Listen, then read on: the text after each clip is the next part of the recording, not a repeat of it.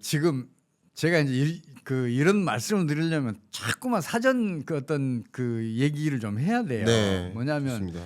그 현재의 경제학은 주식을 통화의 범주에서 뺐어요. 네. 근데 통화의 기본 기능이 두 가지가 있어요. 네. 하나는 거래 수단의 기능이 있고 하나는 가치 저장 수단의 기능이 있어요. 이 두 가지를 갖추고 있으면 이게 통화에 다 포함시켜야 돼요. 네. 그러니까 주식도 그래서 포함을 시켜야 하거든요. 네. 근데 지금 빠져 있어요. 근데 주식시장이 호조일 때는 은행에서 예금을 인출해서 사용하는 것보다 주식 팔아서 다른 용도로 많이 써요. 네. 그만큼 그 통화의 기능의 그 진폭이 커요. 주식은. 네. 그래서 주식시장이 붕괴되면 경제 내에 통화량이 급속하게 수축되는 효과가 나타나요. 그러면서 신용파괴를 작동을 시켜요. 그래서 금융위기가 진행이 되거든요. 이것도 하나 말씀드려야 되고 또 하나는 뭐냐면 그 주식시장이나 부동산 시장은 수요가 흔히 시간 이동을 해요. 네. 예를 들어서 부동산으로 말씀을 드리자면 이게 더 이해하기가 편해요. 부동산이라는 것은 저축을 최소한도 5, 6년은 축적을 해야 평수를 넓혀가거나 아니면 전세에서 그 자가로 옮겨가거나 그럴 수가 있잖아요. 네. 그래서 5, 6년 동안 수요가 안 일어나요. 5, 6년은 저축이 축적이 돼야 이제 수요가 본격적으로 일어나는데 그동안에 부동산 가격이 못 올랐잖아요. 수요가 안 일어나니까. 네. 근데 한번 이제 가격이 상승하기 시작하면 다른 물가는 많이 올랐으니까 상대적으로 빠르게 올라가요. 네. 그러면 2, 3년 더 저축해야 수요에 가담할 수 있는 사람들이 그 가격 상승을 못 따라잡으니까 은행에서 더 큰 빚을 내서라도 현재 수요로 넘어와요. 네. 미래에서 현재 넘어오는 거죠. 그렇죠. 우리가 최근에 그걸 겪었잖아요. 예. 영끌족 뭐 이런 얘기 많이 나왔었잖아요. 예. 근데 이게 수요가 시간 이동을 하게 되면 수요가 배가 되면서 가격이 폭등하면서 이제 그 부동산 투기 열풍이 울잖아요. 이건 주식시장에서 거의 비슷하게 일어나거든요. 네. 근데 문제는 뭐냐면 수요의 시간 이동이라는 것은 조만간 수요가 공동화된 때, 수요가 없어진 때가 온다는 걸 의미하잖아요. 네. 그래서 수요가 없어지게 되면 가격은 떨어지기 시작하고 패닉이 와요.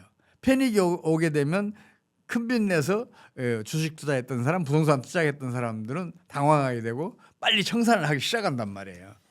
그러면서 이제 그 시장 붕괴가 일어나는 거죠. 네. 수요의 공동화가 시장 붕괴를 일으켜요. 네. 저는 이제 그런 경제 원리를 보기 때문에 지금 수요의 공동화가 진행되고 있는데 이걸 중앙은행들이 이 금융 유동성 공급을 통해서 지금 잘 막고는 있는데 이게 지금은 한계 왔다. 더 이상 하다가는 스태그플레이션이나 초인플레이션으로 발전할 수 있겠다. 저는 그걸 우려하고 있는 거예요. 그렇군요. 그래서 금리가 안 오면 더 오히려 걱정이라고 저는 봐요. 초인플레이션이나 스태그플레이션은 최소한도 5, 6년 동안은 그게 지속되는 성향이 아주 강해요.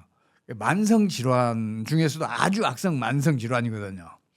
그래서 그걸 막기 위해서라도 차라리 붕괴되는 게 낫겠다 싶어갖고 제가 올 연말쯤에는 주식시장이 먼저 붕괴되고 그다음에 부동산 시장도 바로 뒤따라서 붕괴될 거로 저는 보고 있어요. 좋습니다.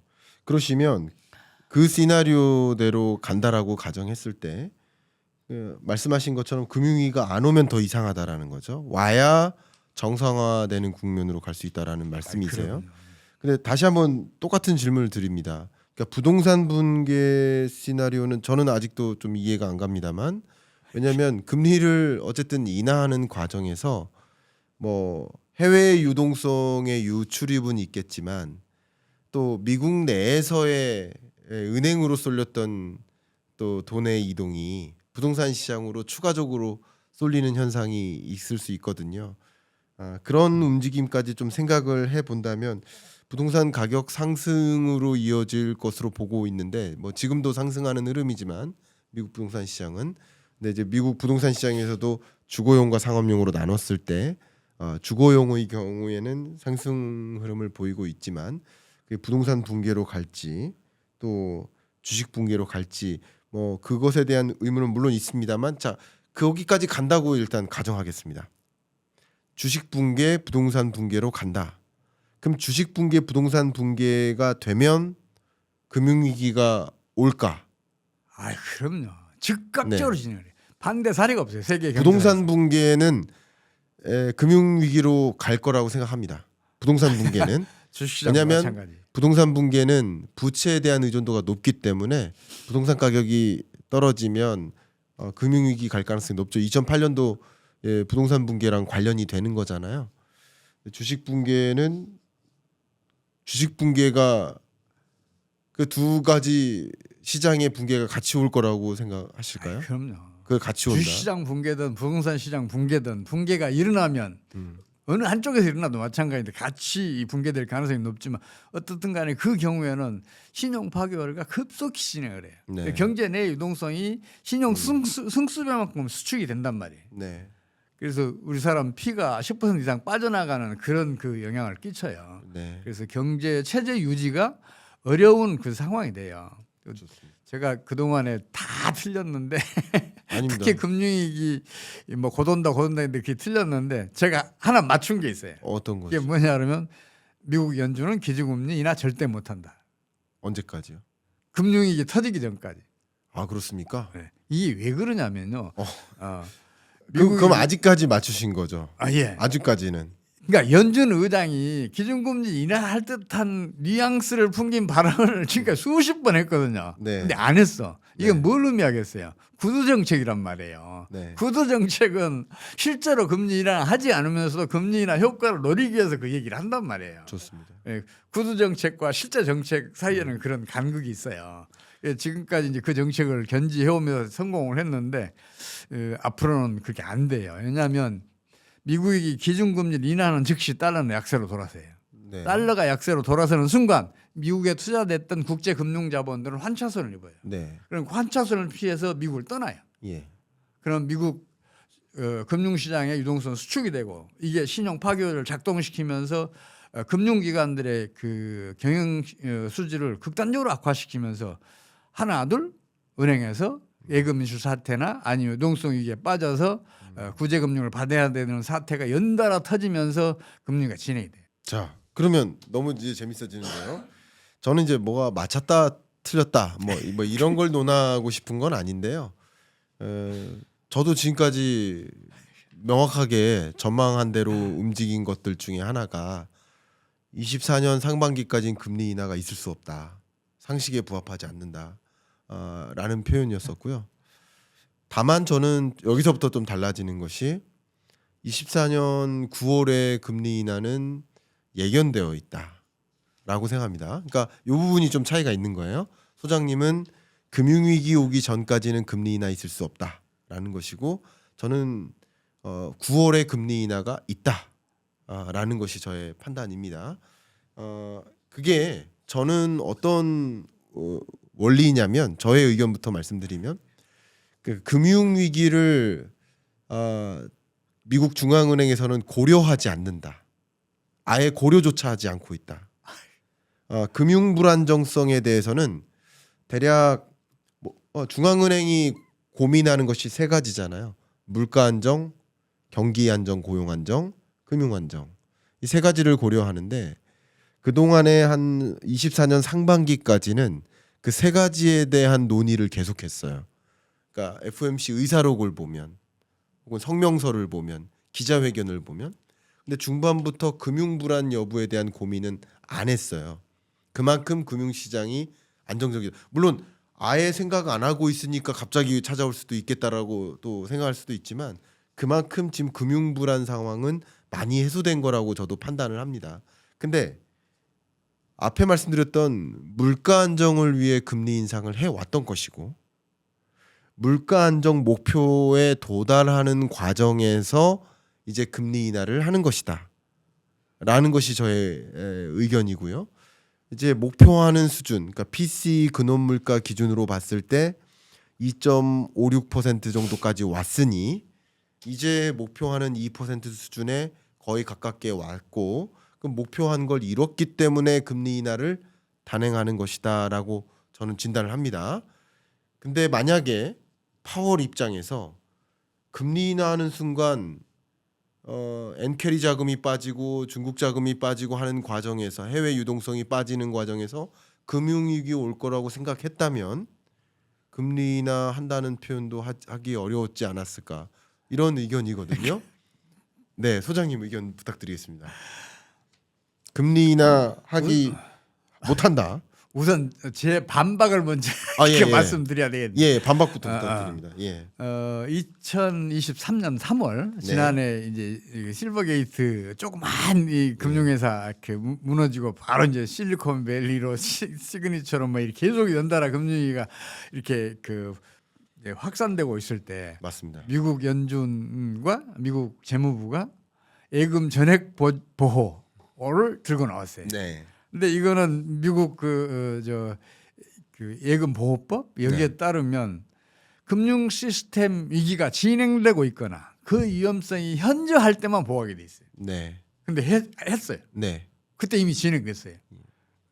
근데 미국 연준 의장이나 재무부 장관은 그때 당시에 뭐라 그랬냐면 시스템 위기는 없다 그랬어요. 네. 말과 그 예금 보호하고는 상반된 이야기를 했어요.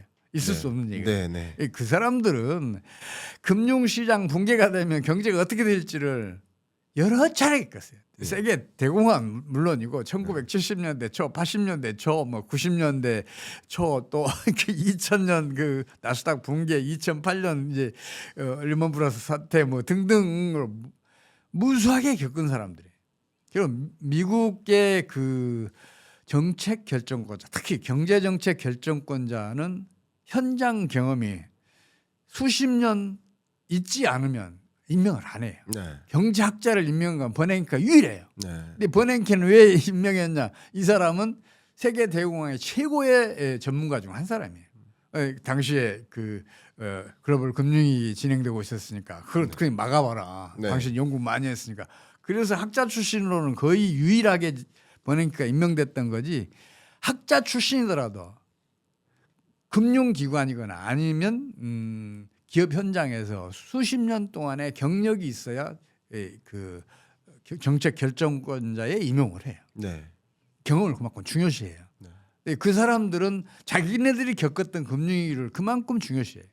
그래서 금융위기는 항상 그 사람들의 최우선 염두에 두고 있다. 저는 그렇게 말씀드리고 싶고, 그다음에 또 이 말씀 드릴게요. 뭐냐면 미국의 기준금리 9월 달에 인하할 수 있어요. 네.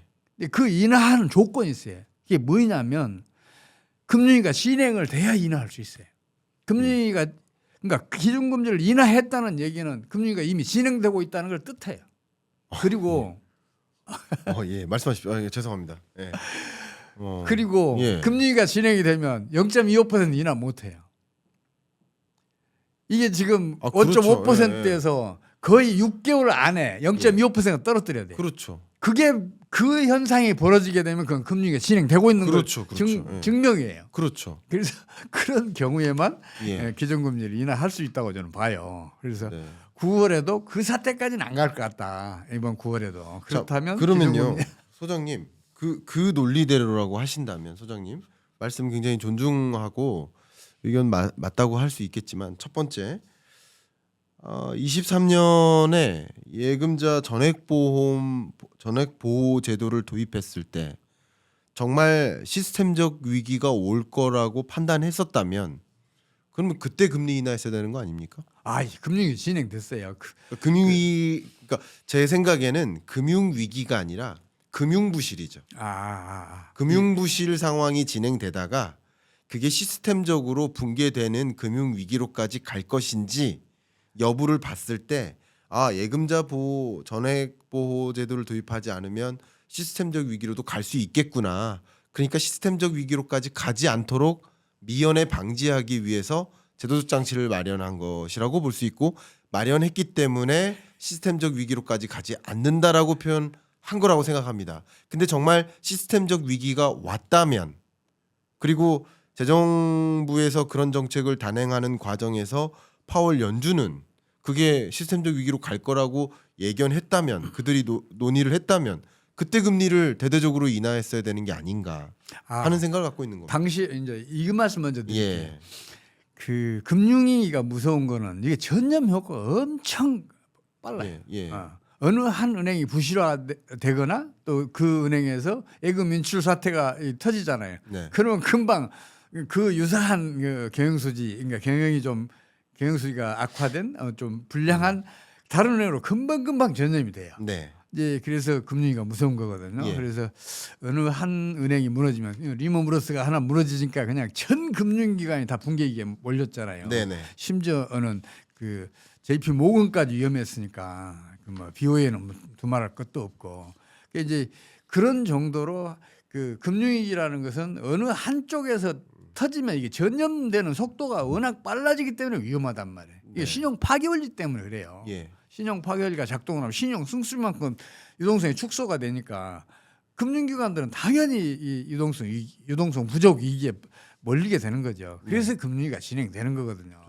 그래서 지난해 3월에도 금융위기가 실제로 진행이 됐어요. 그러니까 벌써 2번 진행이 됐어요. 2020년 상반기, 2022년 3월. 근데 이 3월에는 어떤 일을 했냐면 그 연준이 기준금리를 올리면서 동시에 통화량을 당시에 4,800억 달러인가 확장을 집어넣었어요. 네. 본원 통화를 증가를 시켰다가 미국 그 연준 그 프레시트를 보면 네네. 그게 나와 네. 그 나와 있단 말이야. 밸런스 시트를 보면 그게 네네. 나와 있어요. 이게 누구나 확인할 수 있어요. 예. 그래서 당시에 그렇게 과감하게 그 유동성을 공급하면서 벗어났어요. 이거는 이제 2008년 말에 미국이 본원 통화를 한꺼번에 2배를 늘려요. 네.